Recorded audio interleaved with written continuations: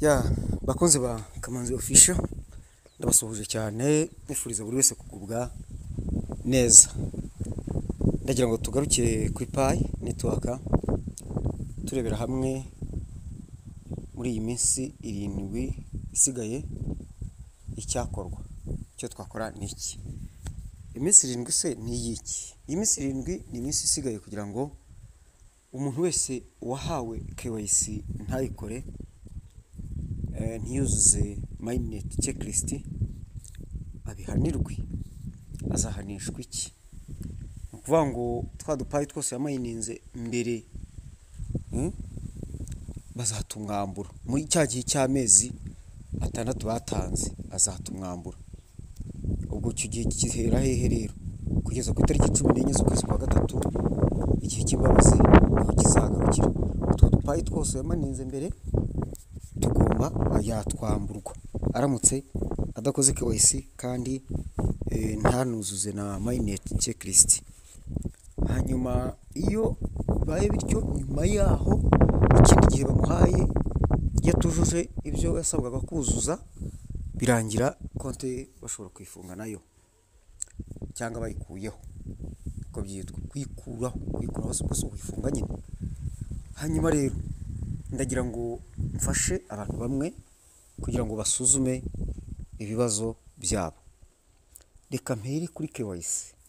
Umuntu wese uzi ko afite KYC akaba yarayikoze kabitarakunda kugira ngo amenye neza yuko ari mu ikosa yabazwa, nuko abanza akareba muri mainnet checklist ku 8 uvivuye. Yasanga utavivuye akamenya yuko yabibazwa. Ariko iyo urebye no munsi ara kuri dashboard tumayiningira munsi ya Pi hari aba hari ibara ry'umutuku. Iyo ririmo iryo ngiryo rya mbere kuburira ngo wapfuye. Hanyuma ariko uragenda ukagera muri KYC uciye muri Pi browser hari mu dukore dutatu aho tumayiningira kana kuri Pi browser yafunguka ukakanda kuri alternative yafunguka ukareba ibumoso hasi kuri KYC ugafungura ukareba igisubizo kiriho. Iyo bakubwira yuko ari ugutegereza aba validators urategereza. Icyo gihe ariko iyo uri mu mutuku ureba mu 8 barakubwira ngo iki, naho ngaho muri KYC barakubwira ngo iki. Icyo gihe uhanuza nde rero ababishoboye bose baragufasha. Nuko nabonye benshi basigaye bafasha abantu bikarangira banabibye Pi zabo. Hari abantu benshi tumaze kubona amaraporo yabo, kuri birakomeye ibi bintu kandi ni ibintu bitari byo gukinishwa kuko nababwiye ko abantu benshi bizabakoraho. Abantu bihaye gutwara udupayi tw'abandi ni ikibazo cy'igihe gusa. Igihe kizagera ndababwiza ukuri muzabibazwa nandi, muzabibazwa na nyirazo, muzabibazwa n'amateka, muzabibazwa n'ababishinzwe. Ibi ngibi bigiye gusobanuka kuko niba u Rwanda twamaze gushyira mu bikorwa, twatangiye gushyira mu bikorwa uburyo bwacuruza izi virtual assets, bazashyiraho n'amategeko abigenga. Hari umunsi rero muzisanga na Pi wenda yagezemo utangire gukurikiranwa n'inzego, kuko niba umuntu waramwinjiriye mu ikoranabuhanga, mu gikoresho cy'ikoranabuhanga ugakuramo amakuru, ni ikibazo cyo kutamenya n'itegeko icyo rivuga. Ariko umunsi umuntu yamenye icyo itegeko rivuga akamenya uburenganzira bwe agahaguruka akabukurikirana, wowe ugafatwa, nkubwije ukuri yuko ibizakubaho uzabyirengere. Ndaburira abantu biba Pi z'abandi, bigize intyoza mu kwiba Pi, bigize intyoza mu kubeshya abo bafasha, ukamubeshya kugira ngo ubone uko uzamutwara Pi. Ni ikibazo cy'igihe gusa, naho ubundi ibi bintu benshi bizabakoraho. Ndongera kandi kuburira abantu bishoye mu bintu byo kugurisha Pi mu buryo butanyuze mu nzira zabyo. Abantu bagushukashutse ngo inongohe bingahe bikarangira bazikwambuye cyangwa banazigutwaye. Bashobora no kuza bakabireba, bamara kubireba bakabona password zawe barazibonye na password yawe tayari. Urumva? Nongere mbwira abantu niba koko mukeneye gufashwa, dore iyi minsi isigaye ni mike cyane, nimwitabaze abo mwizeye, aba ari bo babafasha.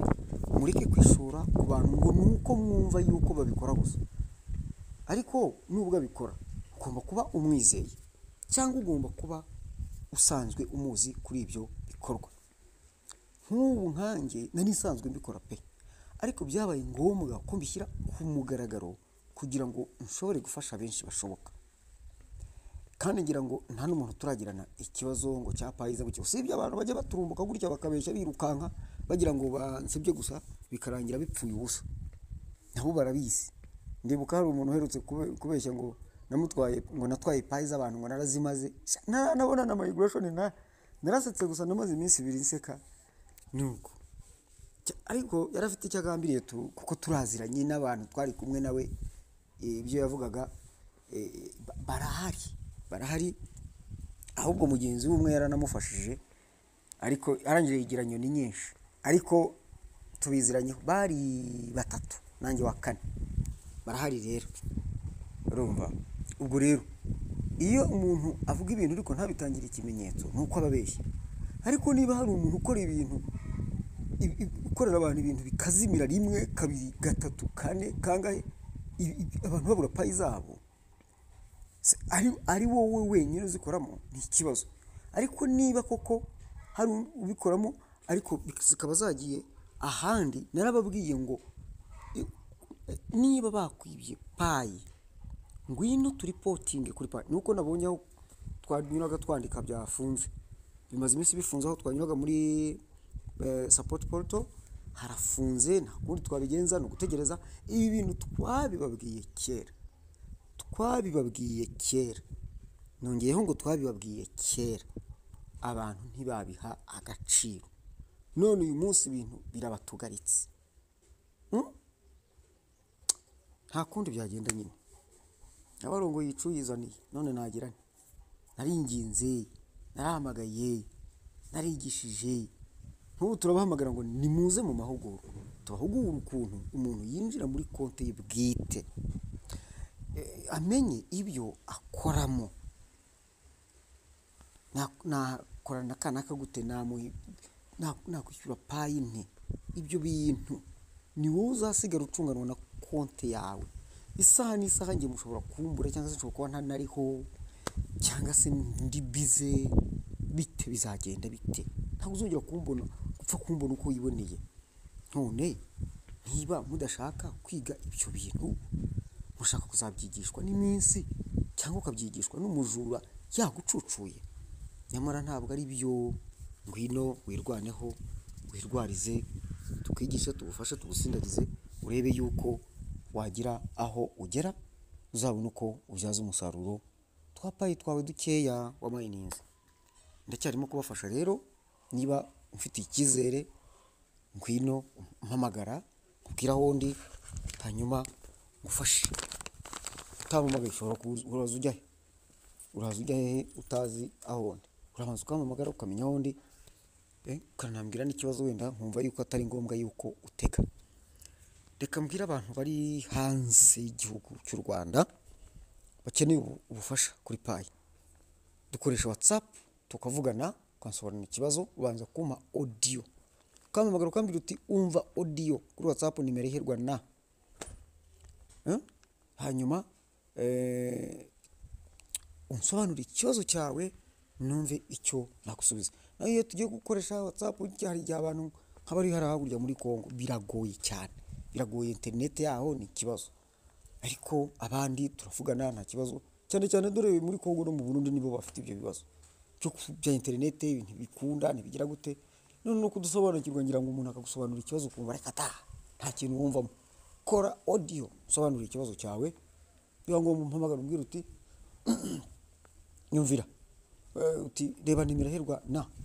Gusa nyine ubu ngubu ngiye kurwana no kwita kuri WhatsApp, byari byarananiye, ariko ngiye kurwana nabyo umunsi ku munsi. Ndebe WhatsApp abanyandikiye, abantu ku giti cyabo, za groupe zose nkizisoma sinkimenye n'ibyo ari byo, hanyuma ndebe yuko twakwakwanya muri iminsi 7 isigaye tuyikoramo ikintu gikomeye. Ikindi niba umuntu akubwiye ngo bigenze utya n'utya n'utya n'utya, iyaminiye twatanze ibiganiro kuri buri kimwe cyose, ikibazo mwanze kubikurikira. Nyamara iyo muroye views murunda ku bikuru by'ibihuha bibabeshya, ariko ibituma mwiga no, ntabwo mubishaka. Okay fine, ntacyo mbirebaho nanjye, ubwo nyine ibyo nzagufasha icyo ntagufashije ntuzandenganye, nanjye sinjye. Kuko niba narakoze ikiganiro kikaba kiri hariya, wowe ukaba udashobora kujya ngo ucyumve, ariko ibihuha ukabihohomera wirukanka, ubwo ibihuha reka bigufashe. Ntabwo mbacyuriye, simbarakariye, ndabahana mbihaniza ko ibyo murimo sibyo. Iki ni igihe kirimo kubabwira ngo mwataye igihe ku bidafite umumaro, ku bintu by'ibihuha. Iki ntabwo natinya kukivuga, uvuze ko nyir'urugo apfuye si uba wamwishe, ariko mwanze gukurikira inyigisho hano, sibyo? Mwanze gukurikira inyigisho hano, sibyo? Nagerageza no kujya kuri Humure ndavuga ngo kunyurebe wenda ko ari video mushaka ijwi, ibyo mvuga ntimushobora kwicara ngo mubyige, ariko ikibazo. Reka rero ndabahannye, ntacyo ndabatonganyije, birarangiye. Ariko buri wese yikubita agashyi, mwumve yuko izi ngizi ari impanuro zo kutabanga, zo kutabagirira ishyari, ahubwo ari ukubakunda, ari guhwitura, gukebura, kwigisha. Mukanguke. Mudakanguka, nanjye biragoye gukangura uwisinzirije, nta kundi byagenda. Bizakira bitakira, kandi nuko bigende bityo. Reka bareke mukurikize impanuro, ariko mujye kuri Kamanzi Official mukurikire ibi, musubire inyuma murebe buri ibiganiro nagiye mbiha nimero kugira ngo bijye bibafasha. Murebe iki ngiki kiravuga iki, ya mubikurikize bibafashe, sibyo? Nk'ikiganiro nimero 147 kigufasha kwisuzuma ibyo tujuje, icyo mwananiwe kucyumva. None se nakora iki ngiye bavande? Nimero 148 ikufasha kuregisteringa, gutyo ugakomeza, sibyo? None niba ibyo bintu mudashobora kubikora, ngiyewe mwumva nabikoraho iki? Nta kintu numva nabikoraho, kuko burya umuntu agira ubushobozi kubyo afiteho uburenganzira n'ububasha. Nta burenganzira ngufiteho, nta bubasha ngufiteho, ubwo bivuze ngo nta nicyo nagutegekaho cyangwa se ntacyo naguhatira. Muri make ndumva ari ibyo nababwiraga.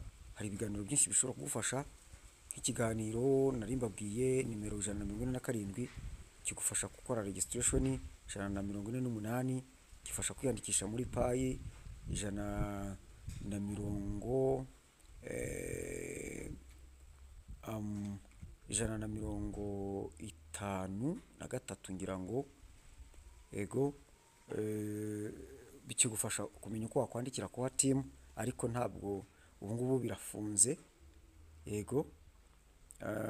Nanone ikindi kiganiro cyagira icyo kigufasha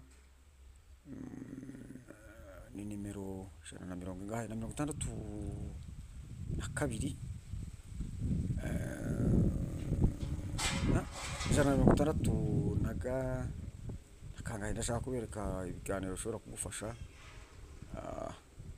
mugende mubishaka namwe, ni byinshi.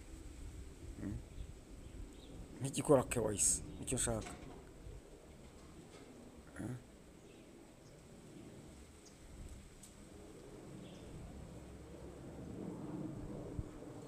ndakibuze, ariko muragishakiramo aho ngaho, mugende mubishakiramo aho ngaho, birimo rwose. Ariko ikibazo ntabwo abantu bashaka kwiga, nicyo nabonye. Ariko utuntu nk'utwo tutagize icyo tugize, biragoye cyane kugira ngo ufashe abantu, ariko nta kundi byagenda. Ndimo mbashakira ikindi cyabafasha, nk'ikiganiro nimero muranyihanganira,